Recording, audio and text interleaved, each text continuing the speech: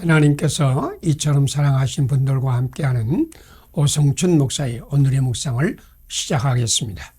오늘의 제목은 여호와는 우리의 목자시오 우리는 그의 양입니다. 오늘의 말씀은 시편 23편 1절에서 6절입니다. 여호와는 나의 목자시니 내가 비록 사망이 음침한 골짜기로 다닐지라도 해를 두려워하지 않을 것은 주께서 나와 함께 하심이라. 주의 지팡이와 막대기가 나를 안위하시나이다. 아멘. 하나님은 목자이고 다윗은 양입니다. 시편 23편은 목자 없는 양이 생존할 수 없듯이 여호와 하나님이 없이 사람은 생존할 수 없다는 고백입니다. 양은 스스로 자기 집을 찾아가지 못하는 가축입니다. 양은 스스로 초장과 물을 찾아가지 못합니다. 양은 사망이 음침한 골짜기에서 빠져나오지 못합니다.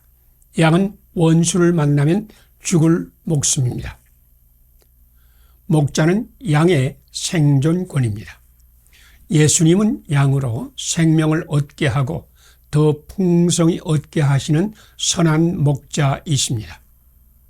창세기의 족장은 유리한 양들이었습니다. 그들은 목자이신 여호와를 만남으로 축복의 사람이 되었습니다. 여호와 하나님이 생명의 복을 주셨으므로 그들은 족장이 되었습니다. 바로왕이 노예 히브리 백성은 유리한 양이었습니다. 그들은 노역으로 탄식하며 부르짖었습니다. 하나님은 목자 없는 양의 부르짖음을 들으셨습니다. 하나님은 고통받는 이스라엘을 돌보셨습니다. 하나님이 그들을 축복의 땅으로 인도하셨습니다. 그들은 유리하는 양이었으나 여호와께서 친히 그들이 목자가 되심으로 축복의 백성이 되었습니다. 다윗은 악한 이리에 쫓겨다니는 양과 같았습니다. 그는 여러 번 죽음의 문턱에 있었습니다. 그런데 여호와 하나님께서 그의 목자가 되셔서 부족함이 없게 하셨습니다. 그가 굶주릴 때에 푸른 초장과 쉴만한 물가로 인도해 주셨습니다. 그가 사망이 음침한 골짜기에 있을 때에 막대기와 지팡이로 건져내셨습니다. 사악하고 악독한 원수를 만날 때마다 더 높은 길을 열어주셨습니다. 그의 잔을 넘치게 하셨습니다. 여호와 하나님이 다윗의 생존권이셨습니다. 나에게도 목자 없는 양같이 절망의 때가 많았습니다. 그 가운데 하나만 말씀드리면 박사과정에 들어갈 때는 자금도 없고 도와주는 분도 없었습니다. 돈을 만들어 보려고 식품 도매점에 알바로 일했습니다. 그러나 그것은 불가능한 도전이었습니다. 등록주간이 되어도 모은 돈이 별로 없었습니다. 포기하려고 했습니다. 그런데 그때 나는 1위를 목자 되게 하시는 하나님의 기적을 보았습니다. 그렇게 모질어 야수 같아 보이던 사장이 등록금을 주었습니다. 원수 앞에서 잔을 넘치게 한 하나님이 은혜였습니다. 여호와 하나님이여 저들의 목자가 되소서 부족함이 없이 채우소서. 함께 기도드리겠습니다. 스스로의 힘으로 아무것도 할 수 없는 양의 목자가 되신 하나님, 목자 없는 양과 같이 유리하며 방황하는 우리 목자가 되소서. 우리를 생명의 길로 인도하소서. 목자 없는 양과 같이 유리하며 방황하는 수많은 불신자에게 예수님을 전하는 일꾼이 되게 하소서. 예수님 이름으로 기도드립니다. 아멘. 오늘의 실천사항을 함께 나누겠습니다.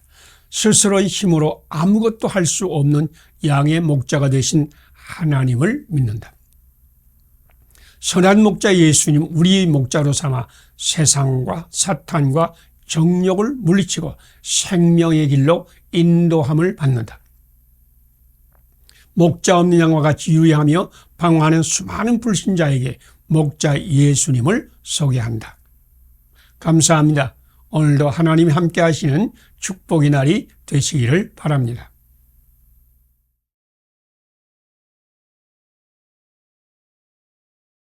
하나님께서 이처럼 사랑하신 분들과 함께하는 오성춘 목사의 오늘의 묵상을 시작하겠습니다. 오늘의 제목은 심령이 가난한 저주가 아니라 축복입니다.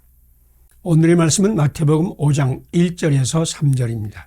또 누가복음 18장 9절로 14절까지를 참조하시길 바랍니다.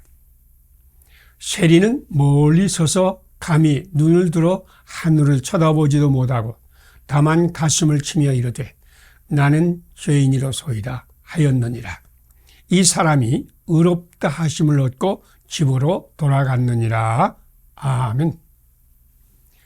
예수님의 산상보훈은 디다케입니다. 예수님께서 무리를 보시고 산 위에 올라가 앉으시니 제자들이 나온지라 입을 열어 가르쳐 가라사대. 산상보훈은 캐리그마가 아닙니다. 캐리그마는 복음의 주 예수님을 선포합니다. 그런데 산상보훈은 가르침입니다. 예수님이 디다케는 세상의 지식을 더하고 지혜를 깨닫는 가르침이 아닙니다. 예수님의 가르침은 시각을 바꾸는 가르침입니다. 세상의 시각을 영적인 시각, 곧 하나님의 시각으로 바꾸는 것이 디다케입니다. 산상보훈의 시작은 축복입니다. 심령이 가난한 자는 복이 있나니 천국이 그들이 것이며. 심령은 마음이 아니고 영, 곧 푸누마입니다. 예수님은 영이 가난한 사람에게 축복을 선포했습니다. 영적으로 가난한 사람이 누구입니까? 자기가 큰 죄인임을 깨달은 사람입니다. 하나님의 뜻대로 살지 못한 사람입니다. 죄의 저주 아래 있는 사람입니다. 예수님은 이런 사람들에게 막칼이 오이 복받은 자들이여 라고 선포했습니다. 그들은 영적인 가난은 저주라고 생각했습니다. 그런데 예수님은 영적인 가난이 축복이라고 선포했습니다. 저주의 사람이 축복의 사람이라는 것입니다. 예수님의 디다케는 사람들의 시각을 바꾸는 것이었습니다. 바리새인은 영적인 교만이었습니다. 하나님이여 나는 이런 자들과 같지 아니합니다. 그러나 세리는 영적으로 가난했습니다. 그는 하나님 앞에 심히 부끄러웠습니다. 그는 멀리 서서 고개를 들지도 못하고 가슴을 치며 심령이 가난을 고백했습니다. 하나님이여 나를 불쌍히 여기소서 나는 죄인이로소이다. 그런데 하나님은 심령이 가난한 세리를 의롭다 하셨습니다. 바리새인은 심령이 교만했습니다. 그는 의롭다함을 받지 못했습니다. 그런데 심령이 가난한 세리는 의롭다함을 받았습니다. 당신은 지금 심령이 가난합니까? 하나님 앞에 부끄럽습니까? 나는 아무것도 아니라고 탄식하고 있습니까? 예수님께서 당신을 향하여 막칼이 오이 복받은 자여 라고 축복하십니다. 심령이 가난한 자여 기뻐하세요. 하나님의 나라가 바로 당신이 것입니다. 함께 기도 드리겠습니다. 심령이 가난한 자 세리를 의롭다 하시고 높이신 하나님, 나도 심령이 가난이 저주가 아니라 축복임을 깨닫게 하시고 예수님과 함께 심령이 가난한 자에게 축복을 선포하게 하소서. 심령이 가난하여 저주와 재앙에 빠진 자에게 예수님을 만나는 복을 받게 하소서. 예수님 이름으로 기도드립니다. 아멘. 오늘의 실천상을 함께 나누겠습니다. 심령이 가난한 자, 세리를 의롭다 하시고 높이신 하나님을 믿는다. 나도 심령이 가난해 저주가 아니라 축복임을 믿는다. 예수님과 함께 심령이 가난한 자에게 축복을 선포한다. 심령이 가난하여 저주와 재앙에 빠진 자에게 예수님을 만나는 복을 받게 전도한다. 감사합니다. 오늘도 주님이 날이 되시기를 바랍니다.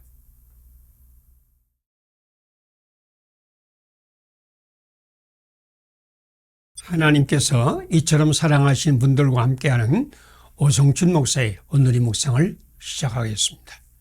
오늘의 제목은 애통이 예수님 안에서 축복으로 변합니다. 오늘의 말씀은 마태복음 5장 4절 그리고 창세기 37장 12절에서 36절입니다. 자기 옷을 찢고 굵은 배로 허리를 묶고 오래도록 그의 아들을 위해 애통하니. 세상의 시각과 하나님의 시각은 전혀 다릅니다. 팔복의 말씀은 시각을 바꿈으로 세상을 바꾸는 계시의 말씀입니다. 예수님은 불행한 사람이 시각을 바꾸어 천국 백성이 되게 하셨습니다. 가난한 자기를 보면 불행합니다. 영생의 하나님을 보면 축복입니다. 산 위에 올라간 제자들은 심령이 가난하다고 생각하며 살았습니다. 예수님은 그들이 시각을 바꾸셨습니다. 영의 눈이 열리니 심령이 가난은 불행이 아니라 하늘의 축복을 담을 그릇이었습니다. 영적인 시각으로 보니 가난이 그릇에 복을 채우시는 하나님이 보였습니다. 예수님은 애통하는 자를 축복의 사람이라고 선포하셨습니다. 애통하는 자는 복이 있나니 그들이 위로를 받을 것이며. 애통은 사랑하는 사람, 가까운 사람이 죽을 때 찢어지는 마음의 고통입니다. 사랑하는 아들 요셉이 죽었다는 말을 들은 야곱의 마음이 어떠했을까요? 야곱은 자기 옷을 찢고 굵은 배로 허리를 묶고 오래도록 그의 아들을 위하여 애통하니 그가 위로를 받지 아니하여 이르되 내가 수월로 내려가 아들에게로 가리라 하고 울었습니다. 야곱의 가슴에 못이 박혔습니다. 그의 창자가 끊어지고 애통이 온몸을 찔렀습니다. 이런 애통의 사람이 복받은 사람일까요? 하나님이 없는 사람에게는 그렇습니다. 하나님이 없는 사람에게는 애통은 죽이는 독이요, 음부의 권세요, 수월의 저주입니다. 그러나 하나님이 함께하면 애통이 축복이 됩니다. 하나님이 위로를 받기 때문입니다. 하나님은 애통하는 야곱에게 살아있는 요셉, 애굽의 총리 대신이 된 아들을 만나는 감격을 주셨습니다. 내가 지금까지 살아있고 내가 내 얼굴을 보았으니 지금 죽어도 족하도다. 창세기 46장 30절입니다. 하나님 안에서 애통은 기쁨이 됩니다. 예수님의 애통하는 자에게 마카리 오이를 선포했습니다. 예수님 안에서 모든 것이 바뀝니다. 예수님 안에서 애통은 축복으로 변합니다. 예수님이 우리의 시각을 바꿀 것입니다. 애통한 일을 보던 나로 모든 것을 합력하여 선을 이루시는 하나님을 보게 할 것입니다. 예수님을 영접하세요. 예수님의 말씀을 받으세요. 하나님은 예수님 안에서 당신의 시각을 바꾸어 애통이 기쁨이 되고 감격이 되게 하실 것입니다. 함께 기도드리겠습니다. 자기 옷을 찢고 굵은 배로 허리를 묶고 오래도록 아들 요셉을 위해 애통하던 야곱에게 지금 죽어도 족하도다의 감격을 주신 하나님, 우리도 예수님 안에서 애통이 축복으로 변하는 감격을 보게 하소서. 애통하는 이웃에게 영적인 시각을 열게 주님을 보게 하소서. 예수님의 이름으로 기도드립니다. 아멘. 오늘의 실천상을 함께 나누겠습니다. 자기의 옷을 찢고 굵은 배로 허리를 묶고 오래도록 아들 요셉을 위해 애통하던 야곱에게 지금 죽어도 조카도다의 감격을 주신 하나님을 믿는다. 우리도 예수님 안에서 애통이 축복으로 변하는 감격을 본다. 애통하는 이웃에게 영적인 시각을 열게 주님을 보게 한다. 감사합니다. 오늘도 하나님이 함께 하시는 축복의 날이 되시기를 바랍니다.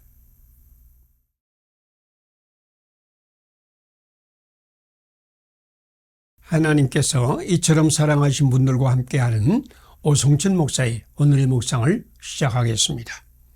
오늘의 제목은 누구든지 예수님 안에 있으면 온유의 사람이 됩니다.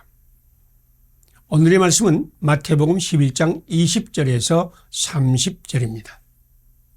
나는 마음이 온유하고 겸손하니 나의 멍에를 메고 내게 배우라. 그리하면 쉼을 얻으리라. 아멘. 온유한 자는 복을 받습니다. 온유하다는 히브리어 아나와인데 자기를 낮춤, 괴롭힘을 당함, 겸손함을 의미합니다. 온유한 사람은 자기는 아무것도 아니라는 사실을 압니다. 그러나 능력이 하나님 안에 무엇이든지 할 수 있다고 믿습니다. 이런 사람은 언제나 자기를 낮추고 관용하며 양보합니다. 그는 무엇을 하든지 먼저 하나님께 묻습니다. 하나님의 뜻을 받아서 그대로 행합니다. 온유한 자는 자기를 살지 않습니다. 그는 하나님의 은혜로 삽니다. 예수님은 나는 온유하고 겸손하니 나의 멍에를 메고 내게 배우라 라고 말씀하셨습니다. 온유한 자는 복이 있습니다. 마태복음 5장 5절에 팔복의 말씀 가운데 하나입니다. 자기를 낮추는 자는 하나님이 높이십니다. 야고보 4장 10절입니다. 하나님은 겸손한 자에게 은혜를 베푸십니다. 베드로전서 5장 5절입니다. 온유한 자는 땅을 기업으로 받습니다. 마태복음 5장 5절입니다. 온유한 자는 축복의 사람입니다. 그러나 온유는 결코 쉽지 않습니다. 수많은 사람이 온유와 겸손히 멍에를 메려고 했지만 실패했습니다. 온유는 예수님의 성품입니다. 사람의 힘으로서는 신의 성품을 가질 수 없고 신의 성품으로 살 수 없습니다. 그런데 모세는 온유가 지면의 모든 사람보다 더하다고 민수기 12장 3절에 말씀했습니다. 그는 본래 온유한 사람이 아니었습니다. 그는 애굽의 모든 학문을 배워 말과 일에 힘이 있었습니다. 그는 교만한 사람이었습니다. 그는 자기 손으로 자기 백성을 구원하려고 했습니다. 결국 그는 살인하여 도망자가 되었습니다. 그는 미디안 광야에서 40년을 허무하게 살았습니다. 그런데 하나님은 그 40년 동안에 모세의 오만을 꺾었습니다. 하나님은 시내산 불꽃 가운데서 모세에게 나타났습니다. 하나님은 모세로 하여금 자기는 아무것도 아님을 깨닫게 했습니다. 하나님이 모세를 온유한 사람으로 만들었습니다. 그의 온유는 하나님의 선물이었습니다. 누구든지 예수님 안에 있으면 새로운 존재가 된다고 고린도후서 5장 17절에 말씀했습니다.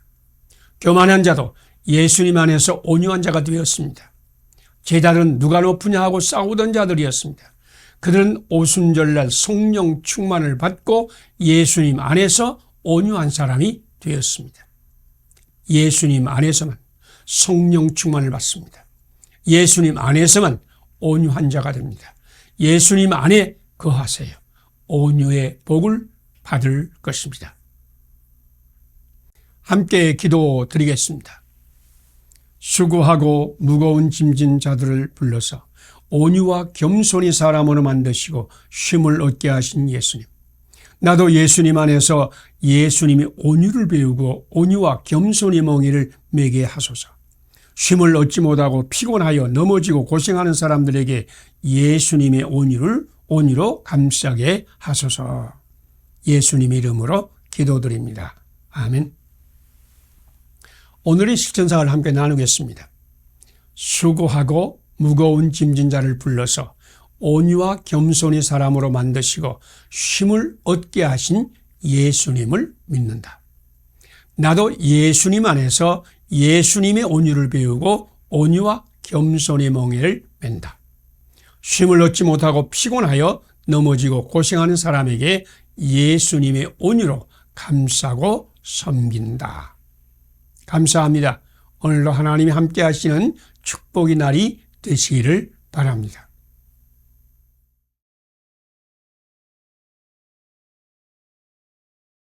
하나님께서 이처럼 사랑하신 분들과 함께하는 오성춘 목사의 오늘의 묵상을 시작하겠습니다. 오늘의 제목은 고난의 십자가는 부활과 생명의 조건입니다. 오늘의 말씀은 마태복음 16장 21절에서 28절입니다. 예수 그리스도께서 자기가 예루살렘에 올라가 장로들과 고난받고 죽임을 당하고 비로소 나타내시니 베드로가 항변하며 예수께서 돌이키시며 베드로에게 이르시되 사탄아 물러가라. 아멘. 하나님의 법과 사탄의 법은 전혀 다릅니다. 하나님의 법은 행복과 수고는 함께 온다는 것입니다. 해산한 고통과 생명의 기쁨은 함께 옵니다. 땀 흘리는 수고와 먹는 즐거움이 함께 있습니다.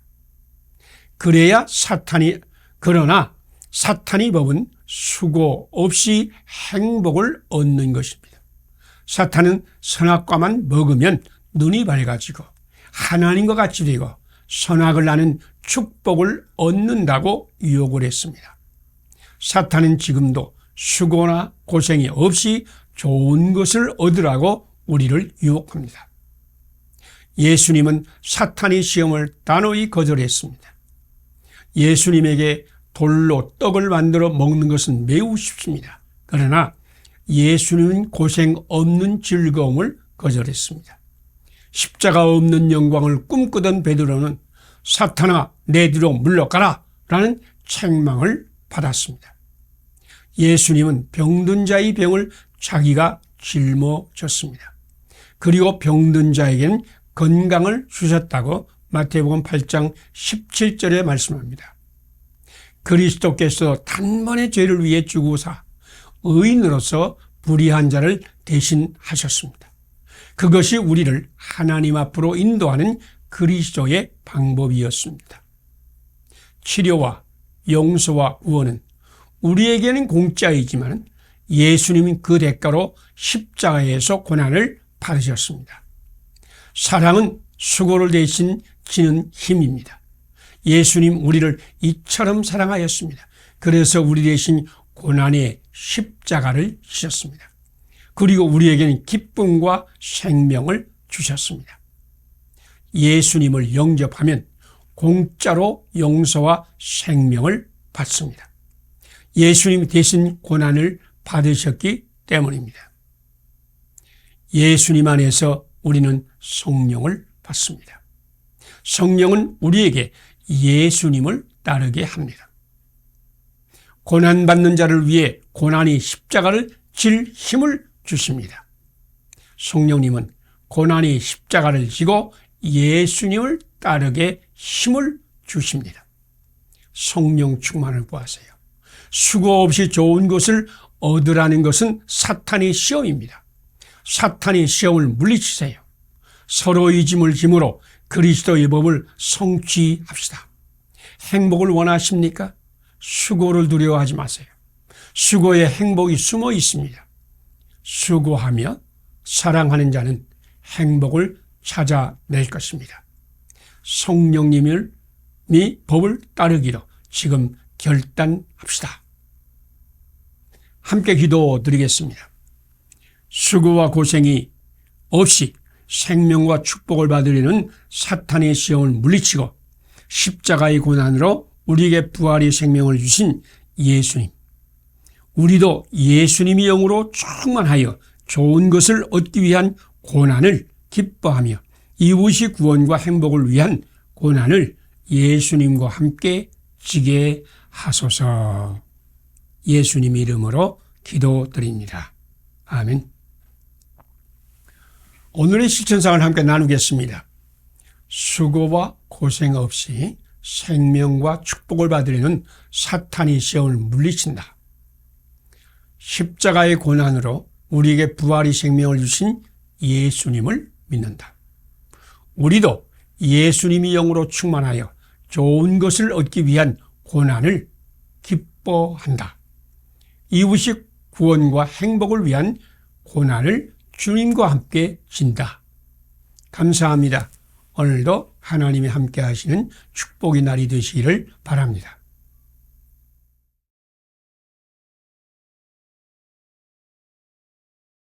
하나님께서 이처럼 사랑하신 분들과 함께하는 오성춘 목사의 오늘의 묵상을 시작하겠습니다. 오늘의 제목은 꽃이 떨어지면 거기서 알찬 열매가 열립니다. 오늘의 말씀은 베드로전서 1장 13절에서 25절입니다. 모든 육체는 풀과 같고 그 모든 영광은 풀이 꽃과 같으니 풀은 마르고 꽃은 떨어지되 오직 주의 말씀은 세세토록 있도다 하였으니 너희에게 전한 복음이 곧 이 말씀이니라. 아멘. 아름다운 꽃은 오래가지 않습니다. 그 아름다움은 잠깐 빛나다가 금세 시듭니다. 당신도 시들어가는 꽃을 보면서 또는 떨어져 밟히는 꽃을 보고 안타까워한 적이 있습니까? 야고보 사도의 말씀입니다. 해가 돋고 뜨거운 바람이 불어 풀이 불을 말리면 꽃이 떨어져 그 모양이 아름다움이 없어지나니 부한 자에게도 떨어진 꽃이 날이 올 것입니다. 그러므로 낮은 형제는 자기의 높아짐을 자랑할 것이나 부한 자는 자기의 낮아짐을 자랑할 것이라고 야고보서 1장 9절과 10절에서 말씀합니다. 누구에게든지 기쁨이 꽃이 떨어지고 슬픔이 날이 옵니다. 행복의 꽃은 오래가지 않습니다. 아름답게 빛나던 젊음의 꽃은 속절없이 지나갑니다. 늙음의 길을 가로막을 자가 누구입니까? 예수님도 십자가의 저주를 받았습니다. 모든 아름다움이 일시에 떨어졌습니다. 사람들은 십자가에서 참혹하게 찢어진 예수님을 조롱하고 침뱉었습니다. 제자들은 도망하였고 막달라 마리아는 무덤에서 물었고 엠마오의 두 제자는 낙향하였습니다. 풀이 마르고 꽃이 떨어지는 것은 인간의 운명입니다. 이것이 세상의 역사입니다. 풀은 마르고 꽃은 떨어진 허망함은 타락한 인간이 지고 가야 할 짐입니다. 그러나 하나님은 거기서 끝나지 않습니다. 꽃이 떨어지면 그 자리에 알찬 열매를 맺게 합니다. 성경 말씀은 풀은 마르고 꽃은 떨어지나로 끝나지 않습니다. 오직 주의 말씀은 영원토록 있도다가 더 있습니다. 영광의 꽃이 떨어진 그 자리에 생명의 열매가 열립니다. 예수님이 십자가는 저주로 끝이 나지 않았습니다. 생명의 부활이 뒤따랐습니다. 하나님은 암흑의 암흑에서 빛을 창조하였습니다. 공허의 BC는 예수님 앞에서 축복의 AD, 주님의 은혜의 시대로 바뀌었습니다. 예수님 안에서 새 역사의 문이 열렸습니다. 막달라 마리아는 7 귀신 들린 여자였습니다. 그녀는 시든 꽃보다 더 험악한 여자가 되었습니다. 그런데 예수님을 만났습니다. 예수님 귀신을 쫓아내었습니다. 그녀는 예수님을 섬겼습니다. 예수님과 함께 하였습니다. 부활의 증인, 첫 증인이 되었습니다. 여사도라는 아름다운 이름을 얻었습니다. 예수님 안에서 AD, 은혜의 축복을 받습니다. 당신이 꽃이 떨어졌습니까? 예수님을 믿으세요. 예수님이 부활의 복을 주실 것입니다. 함께 기도드리겠습니다. 풀이 마르면 꽃이 떨어져 그 영광이 끝나는 역사를 깨뜨리시고 꽃이 떨어진 자리에 생명과 축복과 열매가 열리는 새 시대를 여신 예수님. 나도 예수님 안에서 새 생명의 구원과 축복을 받게 하소서. 풀이 마르고 그 영광이 꽃과 같이 떨어져 허망한 인생을 사는 사람들에게 영원한 말씀 예수님을 전하게 하소서. 예수님 이름으로 기도드립니다. 아멘.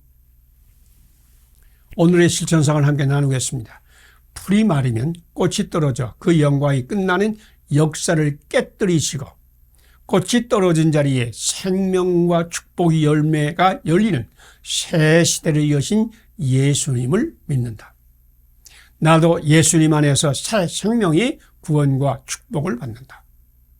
풀이 마르고 그 영광이 꽃과 같이 떨어져 허망한 인생을 사는 사람들에게 영원한 말씀 예수님을 전한다. 감사합니다. 오늘도 하나님이 함께 하시는 축복의 날이 되시기를 바랍니다.